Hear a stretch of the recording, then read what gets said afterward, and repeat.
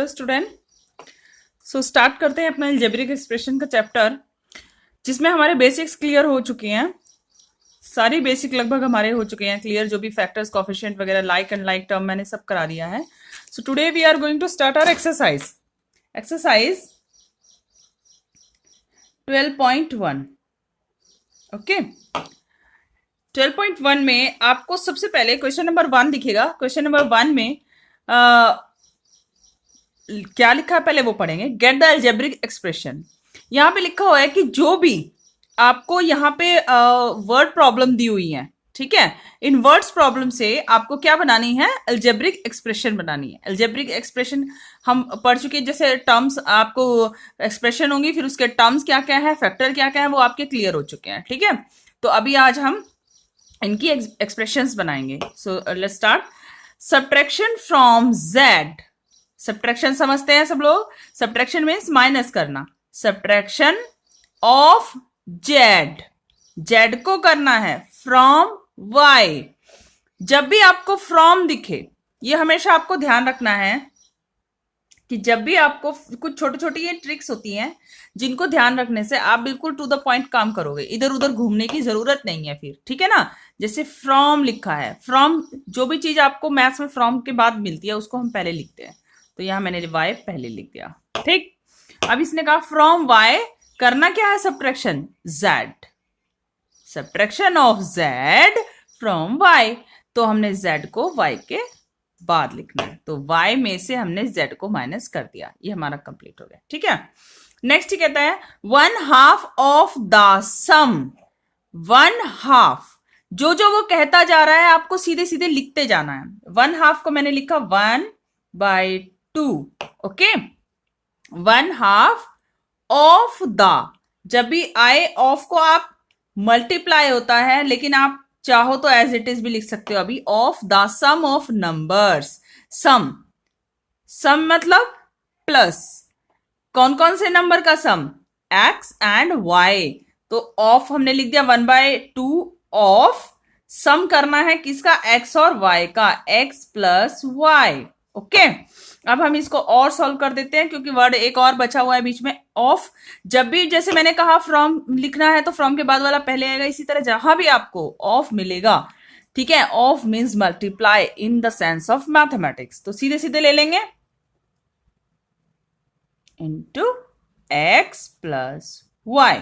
ठीक है, और इसको क्लियर करके लिखना चाहते हो तो मल्टीप्लाई इसमें गायब हो जाएगा, ये हम डायरेक्ट ब्रैकेट्स में लिख पाएंगे। ओके, इस तरीके से।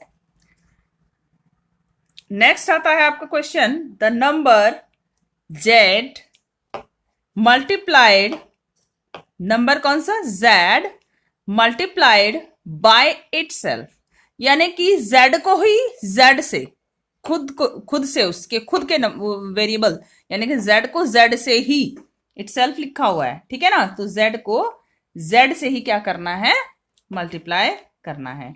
तो z into z equal to, कितने जेड हो गए, 2, तो जेड स्क्वायर। बड़े बहुत ही इजी लैंग्वेज में मैं आपको समझा रही हूं, जेड इंटू जेड, 2 जेड हो गए हैं तो जेड की पावर 2 या जेड स्क्वायर। ठीक है, पावर को हमेशा ये 2 को हम स्क्वायर बोलते हैं। ठीक है, कम टू द नेक्स्ट, 1/4 पढ़ते जाएंगे लिखते जाएंगे, 1/4 ऑफ द प्रोडक्ट। प्रोडक्ट का मतलब क्या होता है, मल्टीप्लाई। ठीक है, प्रोडक्ट मीन्स मल्टीप्लाई। प्रोडक्ट किस किस नंबर का, P एंड Q, तो यहां पे लिख लेंगे P इंटू Q, इन दोनों का मल्टीप्लाई ऑफ करना है 1/4, यानी मल्टीप्लाई करना है अगेन। तो 1/4 ऑफ को मैंने बताया था मल्टीप्लाई लिखो, तो हम डायरेक्टली लिख लेते हैं यहाँ पे P इंटू Q को हम ऐसे भी लिख सकते हैं। ठीक है, अब ठीक से इसको पूरा क्लियर करके ऐसे लिख लेंगे। अब क्योंकि मल्टीप्लाई का साइन दोनों के सबके बीच में दिखना जरूरी नहीं होता है, तो यहाँ पे हमने एक्सप्लेन किया है और यहाँ पे हम डायरेक्ट उसको लिख सकते हैं। Now come to the next question, numbers x and y both squared and added, यानी कि एक्स को भी स्क्वायर करना है और वाई दोनों को स्क्वायर, मैंने बताया था 2 पावर होती है उसको स्क्वायर बोलते हैं, तो एक्स का भी स्क्वायर करना है, वाई का भी करना है, और दोनों को क्या कर देना है, ऐड कर देना है, यानी कि x to the power 2 add के लिए plus y to the power 2 x square plus y square, जो जो वो बोलता जाए आपको सीधे सीधे उसको पढ़ना है और उसको कन्वर्ट करते जाना मैथमेटिकल लैंग्वेज में, ठीक है ना। नंबर 5 एडेड टू, क्या नंबर 5 करना है, 5 को क्या करना है, added to 3 times the product of number, product means मैंने बताया है मल्टीप्लाई, कौन कौन से नंबर, m और n, तो m और n का मल्टीप्लाई और कितनी बार, 3 टाइम्स, यानी कि इंटू 3, और उसमें ऐड क्या करना है, नंबर 5, ठीक। तो अब इसे सॉल्व कर लेंगे, यहां हो जाएगा ये 3mn plus 5, okay. 5 added to 3 times of the product m and n, इनका 3 टाइम हो गया और प्लस 5 हो गया। Product of number x and z subtracted from 10, मैंने बताया है जब भी फ्रॉम आए तो फ्रॉम के बाद जो लिखा है उसको हमेशा हम पहले लिख लेंगे, ठीक है। तो फ्रॉम 10 यानी कि 10 पहले आ जाएगा, और product of number y and z subtracted, minus किया जाएगा इसमें से, ठीक है ना। तो माइनस y इंटू z, या इसको ऐसे लिख लेंगे 10 माइनस y z, ठीक है। नेक्स्ट है आपका लास्ट पॉइंट है इसमें, sum of number a and b subtracted from their product, sum of number a and b, यानी a और b को प्लस करना है, सब्ट्रैक्टेड फ्रॉम देयर प्रोडक्ट, और इन्हीं के प्रोडक्ट में से, यानी कि a इंटू बी में से माइनस करना है, ठीक है। इसको मैं बिल्कुल क्लियर लिख देती हूं, थोड़ा सा मिक्सअप हो गया है यहां, ठीक है, इसको आप रहने देना। a इंटू बी के प्रोडक्ट में से क्या करना है, a और b को के सम को माइनस करना है, ये ब्रैकेट में लगा लेंगे, तो अब ये क्लियरली आ जाएगा a b minus a plus b, ठीक है, ये क्लियर है। नेक्स्ट क्वेश्चन है, इसमें आपको बताया है कि terms and factors bye tree, आपको टर्म्स और फैक्टर्स बताने हैं, किसके द्वारा, ट्री के द्वारा। ट्री हमने शुरू में भी किया था जब मैंने आपको फैक्टर्स क्लियर कराए थे, उस वीडियो को जिसने नहीं देखा वो देख सकता है, ठीक है, इसी वीडियो के साथ में मिल जाएगा वो। So come to the question number A, second का ए पार्ट, इसमें ये जो हमें क्या दिया हुआ है, x माइनस 3, क्या दिया हुआ है, x माइनस 3, ये है आपका टर्म, ओके। इसके फैक्टर करेंगे, यहां पे क्या, a की x है तो a की फैक्टर है, यहां पे a की 3 है तो -3, ओके। इसी तरह नेक्स्ट बी पार्ट में दिया हुआ है 1 प्लस एक्स स्क्वायर, ये आपका पूरा क्या हो गया, टर्म्स। इसको आप टेबल बना करके भी लिख सकते हो कि एक साइड आपको ये पूरी एक्सप्रेशन लिखनी है, फिर टर्म्स लिखना है, फिर उसके फैक्टर्स लिखना है, ठीक है। टेबल में भी आप इसको कर सकते हो, टर्म्स है और इसके फैक्टर निकाल लेंगे हम, 1 x, इसके हमारे 2 हैं, 2x है, x एंड x, ओके। तो ये हो गए हैं आपके। नेक्स्ट आते हैं क्वेश्चन नंबर, सेकेंड पार्ट है 2 का,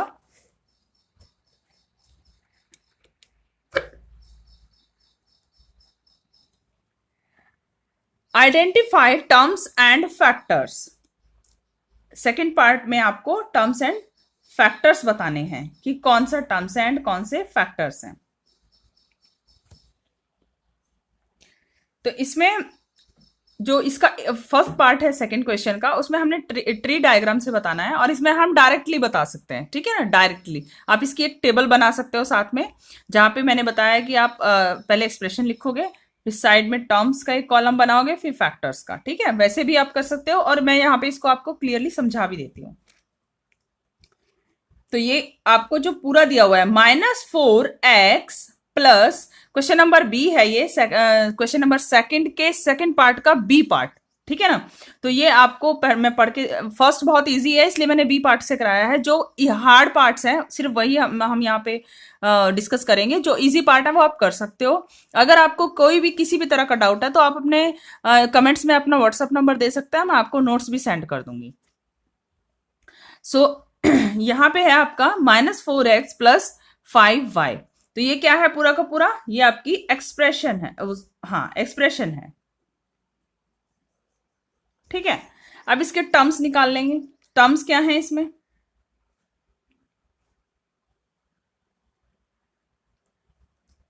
-4x एंड सेकेंड वन क्या है 5y। क्योंकि 5y से पहले प्लस लिखा है तो वो लिखना कुछ जरूरी नहीं होता, लेकिन अगर यहाँ माइनस होता तो हम माइनस के साथ जरूर लिखते, जैसे हमने 4 के साथ लगाया है, ठीक है ना। ये आपकी क्या है टर्म्स, ओके। इसके बाद आता है आपका फैक्टर। इसके फैक्टर कर लो पहले, -4, x, सेकेंड के करेंगे 5 एंड y, ओके। इसी तरह नेक्स्ट क्वेश्चन के हम कर लेंगे। ये क्या है आपके एक्सप्रेशन,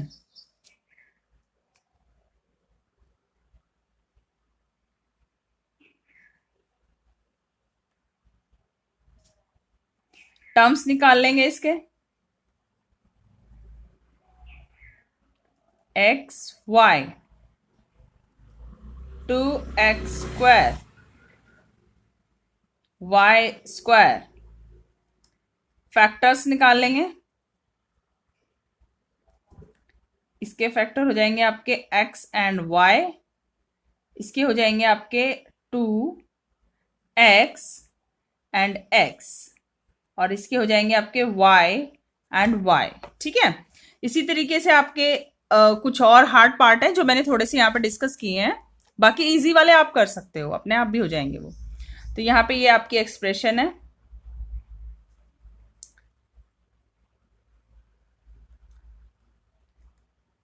इसके टर्म्स निकाल लेंगे, ओके। यहाँ पे है आपकी p q और यहाँ पे है आपकी कॉमा q। इसके फैक्टर है आपके p इंटू क्यू और इसका आपका ओनली q है।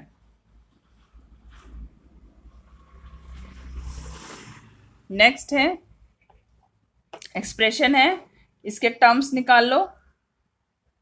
पॉइंट से नहीं उलझना है, पॉइंट्स में कुछ नहीं है, बहुत इजी चीजें हैं, एज इट इज देख के आपको समझनी है, पॉइंट्स में नहीं उलझना है। नेक्स्ट है आपका टर्म माइनस, यहां माइनस है तो माइनस जरूर लेंगे साथ में, माइनस हम अपनी मर्जी से नहीं हम छोड़ सकते। 3 6 8, ठीक है। अब आ जाएंगे नेक्स्ट फैक्टर। आप इसकी टेबल बना लेना, बड़े अच्छे से बन जाएगी, सीधे सीधे बन जाती है, ठीक है। टेबल में कुछ नहीं करना होता है, 3 कॉलम लेने हैं, एक आपको एक्सप्रेशन का, एक टर्म्स का, फैक्टर का। एक्सप्रेशन यहां लिखनी है, उसके टर्म्स उसके सामने लिखने हैं, फैक्टर उसके सामने लिखने हैं। जैसे इसके फैक्टर बन गए 1.2 कॉमा a और नेक्स्ट है आपका b, ठीक है।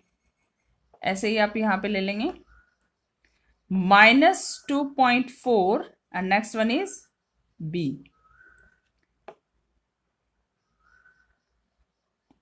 और इसमें है आपके 3.6 एंड a, ठीक है। ये हो गए आपके, यहां पे भी ऐसे ही कर लेंगे। 3.4x आपकी एक टर्म है, ये दोनों आपकी टर्म हो गई।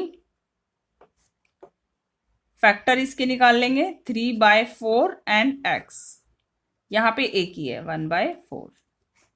Now come to the question 3। He said identify the numerical coefficient other than constant. ध्यान से पढ़ना है, आपको न्यूमेरिकल कॉफिशिएंट निकालना है। मैंने कॉफिशिएंट समझाया था, कॉफिशिएंट क्या होता है, जो किसी भी क्वांटिटी के साथ उससे जस्ट पहले बिफोर मल्टीप्लाइड होता है, ठीक है, वही आपका कॉफिशिएंट होता है। तो कॉफिशिएंट को हमें निकालना है, आइडेंटिफाई करना है न्यूमेरिकल कॉफिशिएंट को। बट एक चीज इसमें ध्यान रखना, बहुत ही जो ध्यान से देखने वाली चीज है वो है अदर देन कांस्टेंट। यानी कि जो कांस्टेंट मैंने बताया था, फिक्स्ड वैल्यू जो होती है, फिक्स्ड नंबर्स होते हैं वो कांस्टेंट होते हैं, वो आपको नहीं काउंट करने हैं इसमें, ठीक है, कॉफिशिएंट के साथ वो काउंट नहीं करने। Just like we can see in the question number 1, आपको यहाँ पे एक एक्सप्रेशन दिख रही है 5 माइनस 3t²। अब 5 माइनस 3t² ये एक एक्सप्रेशन है, अगर मैं इसके टर्म्स निकालू तो 5 निकल जाएगा और माइनस 3t² निकल जाएगा। लेकिन आपको कॉफिशिएंट देखना है। अब कॉफिशिएंट देखना है बट किसके बिना, आपको कांस्टेंट के बिना देखना है, ये ध्यान रखना आप। तो जब कांस्टेंट के बिना देखना है तो ये तो कांस्टेंट है, ये मत सोचना कि यहां भी तो नंबर है, ये भी कांस्टेंट है, ये कांस्टेंट नहीं है, ये वेरिएबल के साथ दिया हुआ है आपको। ठीक है, यही हमारा कॉफिशिएंट वैल्यू है, ये नहीं है, 5 नहीं है, क्योंकि ये बिना वेरिएबल के है तो इसको हम काउंट नहीं करेंगे। ठीक है, तो यहाँ पे हमारा कॉफिशिएंट क्या निकल के आता है, आप लिखोगे -3t²। ठीक है, और कॉफिशिएंट क्या है आपका -3, कॉफिशिएंट ऑफ किसका है, t²।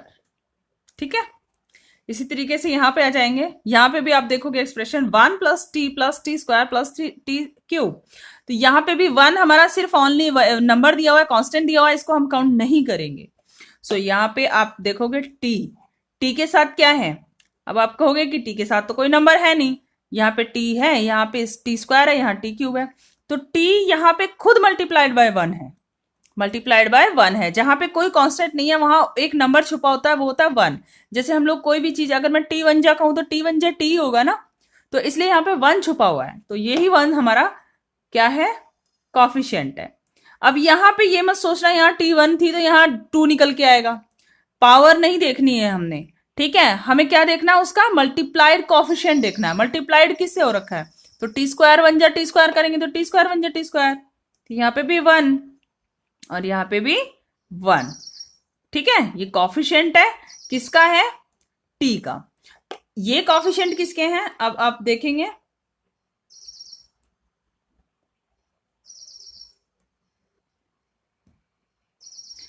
ये कॉफिशिएंट किसका है, t का, ये कॉफिशिएंट किसका है, t² का, और ये कॉफिशिएंट किसका है, t³ का। तीनों 1 है बट अलग अलग वेरिएबल्स के कॉफिशिएंट है। ठीक है, मल्टीप्लाइड है। अब इसी तरह यहां पे आ जाएंगे,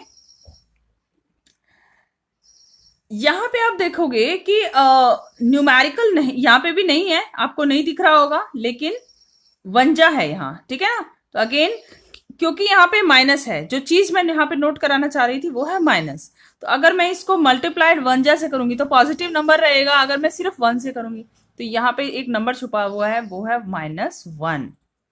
तो अगर मैं -1 इसको क्लियर करके आपको बताऊं थोड़ा सा कि अगर मैं इसको मल्टीप्लाई करती हूं -1 से, तो अगेन मेरी यही आ जाएगी इक्वेशन, वो टर्म। ठीक है ना, तो यहाँ पे क्या छुपा हुआ है, -1, यहाँ पे क्या छुपा हुआ है, 7, p/q का कॉफिशिएंट। ठीक है ना, तो ये किसका कॉफिशिएंट है, ये p² q का कॉफिशिएंट है।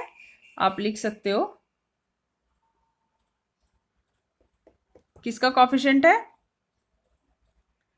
थोड़ा स्पेस कम पड़ रहा है, आप ठीक से लिख लेना। ठीक है ना, p² कम और q², और ये किसका है, p एंड q का, दोनों के दोनों। लास्ट इसी क्वेश्चन का लास्ट पार्ट है आपका। अब यहां पे आप देखोगे कि 2l + b है, तो आपको लगेगा कि 2l + b है तो यहाँ पे 2 निकाल लेते हैं, l और +b देंगे। ऐसा नहीं होगा, पहले आपको ये इक्वेशन सॉल्व करनी होगी, क्योंकि यहाँ पे मल्टीप्लीकेशन में इसको दे दिया है हमें, तो हम इसको सॉल्व कर लेते हैं पहले।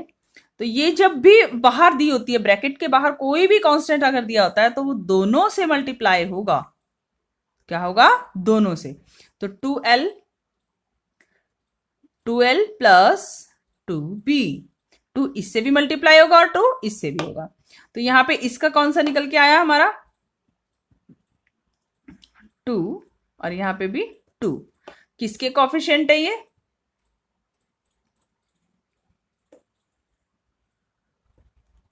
ये l का है और ये b का है। ठीक है, आप इनको टेबल बना के भी कर सकते हो। आज हम 3 क्वेश्चंस कर रहे हैं, नेक्स्ट वीडियो में मैं आपको बाकी rest of the question parts इसके जो भी हैं क्वेश्चंस हैं इसी एक्सरसाइज के, वो मैं डाल के दूंगी।